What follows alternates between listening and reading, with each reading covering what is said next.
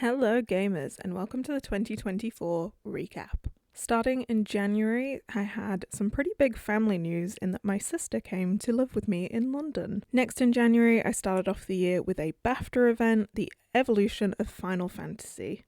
In February, I took my sister to Barcelona because the weather in the UK was depressing and we needed a little bit of warmth in our lives. At the end of February, we also went to Insomnia to show off our game Territorial, and I also teamed up with Patch Magazine to do a talk for International Women's Day. This was great fun as I love going to conventions and I love being able to show things that we're working on. I also went back to the University for the Creative Arts to give a talk about my indie studio.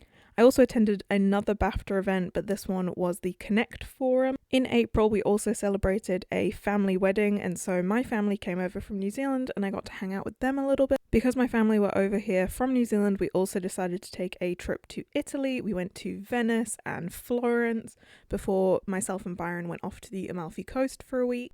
I also took a sister's road trip with my sister to go up to Liverpool.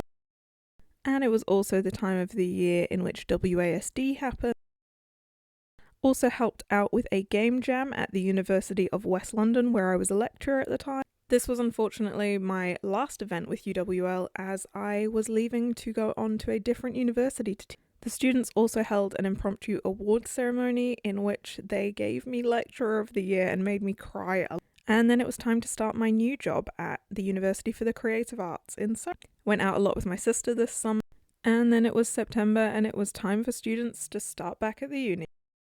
Managed to squeeze in time to see Stephen Fry talk about his book The Odyssey. My partner got given the freedom of the City of London, so that was super exciting this year.